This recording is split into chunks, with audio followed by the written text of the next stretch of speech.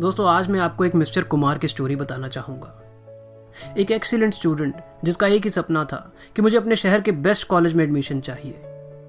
बहुत मेहनत करी, बहुत कोशिश करी, पर एडमिशन नहीं मिल पाया। मजबूरन दूसरे कॉलेज में जो मिस्टर कुमार को बिल्कुल पसंद नहीं था उसमें एडमिशन लेना पड़ा। जब मिस्टर कुमार दूसरे कॉलेज में पढ़ाई कर रहे थे तब उन्होंने मन बना लिया था कि मुझे कुछ भी करके इस फलानी कंपनी में नौकरी करनी है।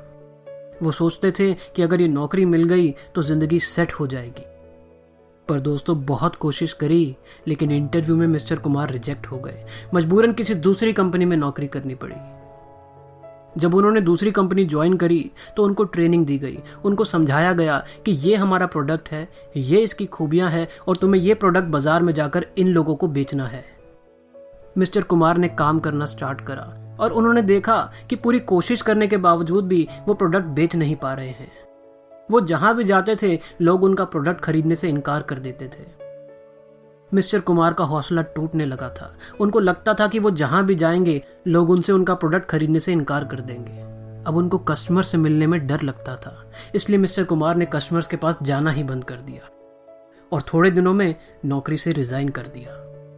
इसके बाद मिस्टर कुमार ने अपना एक छोटा सा बिजनेस स्टार्ट करा। बिजनेस स्टार्ट करने के लिए उनको पैसे की जरूरत थी। वो बैंक के पास गए और बिजनेस लोन मांगा। उन्होंने बैंक को समझाया कि उनका बिजनेस आइडिया बहुत ही जबरदस्त है और अगर उनको लोन मिल गया तो उनका बिजनेस दिन दुगनी और रात चौगनी तरक्की करेगा। बैंक ने मिस्टर कुमार का प्रपोजल देखा और उस प्रपोजल को रिजेक्ट करके उनको लोन देने से मना कर दिया। मिस्टर कुमार ने जैसे तैसे करके थोड़े पैसों का इंतजाम करा और बिजनेस स्टार्ट करा, लेकिन उनके अंदर अब वो जोश नहीं था। वो बार बार पुरानी बातों को याद करते रहते थे कि कैसे उनकी पसंद के कॉलेज ने उनको एडमिशन देने से इनकार कर दिया, कैसे उनको अपनी पसंद की कंपनी ने नौकरी देने से इनकार कर दिया। जब वो नौकरी करते थे तो कैसे लोगों ने उनसे प्रोडक्ट खरीदने से इनकार कर दिया, कैसे बैंक ने उनको लोन देने से इनकार कर दिया। उनको अब विश्वास हो गया था कि वो जितनी भी कोशिश करेंगे लोग हर मोड़ पर, हर पड़ाव पर उनको रिजेक्ट ही करेंगे। इन्हीं कारणों की वजह से जितनी मेहनत मिस्टर कुमार को बिजनेस में करनी चाहिए थी उन्होंने नहीं करी और वो इस बिजनेस में भी फेल हो गए। काफी सारे पैसों का नुकसान खाकर बिजनेस बंद कर दिया। मिस्टर कुमार ने 3-4 अलग अलग बिजनेस स्टार्ट करे और एक के बाद एक सब फेल हो गए। जितनी स्पीड से बिजनेस खोले उतनी ही स्पीड से बिजनेस बंद भी हो गए। अब एक दिन मिस्टर कुमार अपने दोस्त मिस्टर शर्मा से एक पार्टी में मिले। मिस्टर कुमार जब अपनी पहली नौकरी कर रहे थे उसी समय उनकी मुलाकात मिस्टर शर्मा से हुई थी।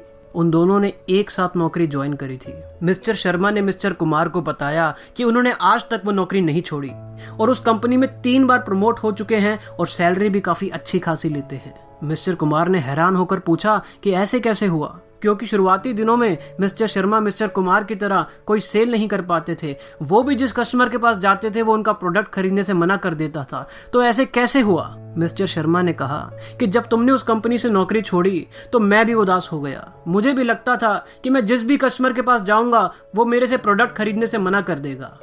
मैंने इस बारे में अपने बॉस से बात करी। उन्होंने मुझे कुछ बातें समझाई। उन्होंने मुझसे कहा कि अगर तुम कामयाब होना चाहते हो तो मैं जो तुम्हें बताने जा रहा हूँ वो तुम्हें बहुत ध्यान से सुनना पड़ेगा और इसको पूरे तरीके से फॉलो करना पड़ेगा।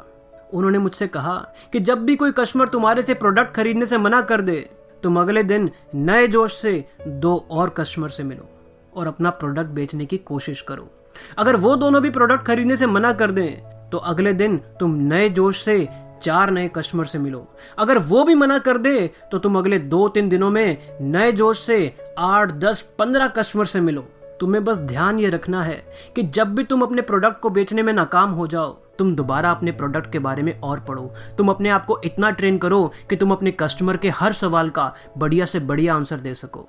तुम अपने सीनियर्स से बात करके समझो कि वो कस्टमर्स को कैसे प्रोडक्ट बेचते हैं। तुम अपनी स्किल्स को डेवलप करने के लिए किताबें पढ़ो और अपनी बेचने की स्किल को, अपनी काबिलियत को और बेहतर बनाओ और फिर कस्टमर्स को अपने प्रोडक्ट नए सिरे से बेचना स्टार्ट करो।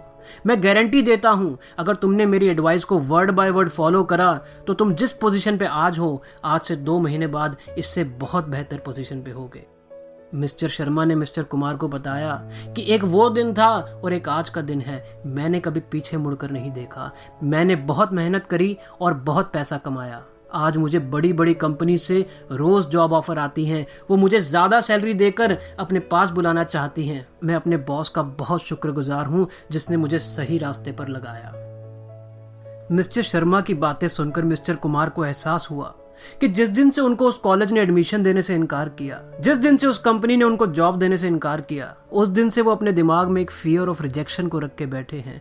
वो डर बिठाकर बैठे हैं कि वो जब भी किसी को कुछ कन्विंस करने की कोशिश करेंगे, वो जब भी किसी से कोई मदद मांगेंगे, वो जब भी किसी से कोई सपोर्ट मांगेंगे, उनको रिजेक्शन ही मिलेगी। और जब जब मुझे ये रिजेक्शन मिली, मेरी ये नेगेटिव सोच और बढ़ती रही, मेरा डर और बढ़ता रहा। इस डर से मैंने अपने चारों तरफ एक इनविजिबल वॉल बना ली जो मुझे बार बार समझाती है कि मैं सक्षम नहीं हूँ। वो बार बार मुझे समझाती है कि मैं जहां भी जाऊंगा मुझे लोग ना ही बोलेंगे। इस सोच की वजह से मुझे जितनी कोशिश करनी चाहिए थी मैंने उतनी कोशिश नहीं की। मुझे जितने जोश से आगे बढ़ना चाहिए था मैं नहीं बढ़ा। मुझे जितने लोगों से मिलना चाहिए था मैं कभी नहीं मिला। जब भी किसी ने मुझे ना बोला मेरा हौसला टूट गया और मैं आगे बढ़ने के बजाय रिवर्स गियर में चला गया। अगर मैं भी मिस्टर शर्मा जैसी सोच रखता तो मैं भी उस जॉब में कामयाब हो जाता। अगर मैं मिस्टर शर्मा जैसी सोच अपने बिजनेस में रखता तो मेरा बिजनेस आज कितना बड़ा होता। अगर मैं अपने बिजनेस में, अपनी जॉब में और ज्यादा लोगों को अप्रोच करता तो ज्यादा से ज्यादा क्या हो जाता। वो मुझे ना बोल देते, वो मेरा प्रोडक्ट खरीदने से मना कर देते, वो मेरी सपोर्ट करने से, मेरी मदद करने से मना कर देते। मैं अपने डर से इतना अंधा हो गया कि मैं ये भूल गया कि अगर मैं और कोशिश करता तो शायद लोग मुझे हाँ बोल देते, शायद मुझे रिजेक्ट कर देते। लेकिन क्योंकि मैंने कोशिश करना छोड़ दिया, क्योंकि मैंने लोगों से पूछना छोड़ दिया, तो मुझे हर बार रिजेक्शन का ही सामना करना पड़ा। मेरी इस नेगेटिव सोच ने, मेरे फियर ऑफ रिजेक्शन ने मेरा करियर बर्बाद कर दिया।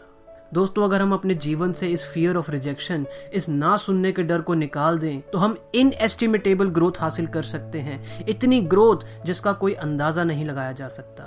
अगर महात्मा गांधी, भगत सिंह, सुभाष चंद्र बोस जैसे महान लोग फियर ऑफ रिजेक्शन, ना सुनने के डर से रुक जाते, अगर ये सब ये सोचते कि अगर लोगों ने इनकी सोच को रिजेक्ट कर दिया तो क्या होगा, अगर ये अपने आप को व्यक्त करने से डरते रहते तो क्या इनका नाम इतिहास के सुनहरे पन्नों में लिखा जाता। अगर देश के टॉप क्रिकेटर्स ये सोच के डरते रहते कि वो अगर 0 पे आउट हो गए तो लोग उनको क्रिटिसाइज करेंगे, उनके बारे में नेगेटिव बातें करेंगे, और ये सोचकर अगर वो कोशिश करना छोड़ देते तो क्या आज वो इतने कामयाब हो पाते। क्या देश के टॉप एक्टर्स, सिंगर्स ये सोच के डरते रहें कि अगर उनकी मूवीज, उनके गाने फ्लॉप हो गए तो लोग उनका मजाक उड़ाएंगे, और ये सोचकर वो कोशिश करना छोड़ देते तो क्या वो इतने कामयाब हो पाते। आपको क्या लगता है कि जो हमारे देश के कामयाब बिजनेसमैन हैं, बड़ी बड़ी कंपनी के सीईओज हैं, क्या इन्होंने लाइफ में कभी ना का सामना नहीं किया? क्या कभी इनको किसी ने रिजेक्ट नहीं किया? दोस्तों, कामयाब इंसान सिर्फ वही है जो इस डर को अपने मन से निकाल फेंके, अपने आप को व्यक्त करने से ना डरे, दूसरे से कुछ पूछने से, कुछ मांगने से ना डरे। सफलता मिली तो अच्छी बात है, नहीं मिली तो दुगनी मेहनत करेंगे, फिर नहीं मिली तो 4 गुना मेहनत करेंगे। अपनी काबिलियत को रोज बढ़ाते रहेंगे। रिजेक्शन को अपने दिल पे मत लो। आप रिजेक्ट इसलिए हुए क्योंकि दुनिया ऐसे ही चलती है, कभी यस सुनने को मिलता है तो कभी नो सुनने को मिलता है। लेकिन आप जिस दिन पूछना ही बंद कर दोगे, जिस दिन आप कोशिश करना ही बंद कर दोगे, उस दिन आंसर सिर्फ नो ही होगा। उस दिन तो परमानेंटली रिजेक्ट हो जाओगे।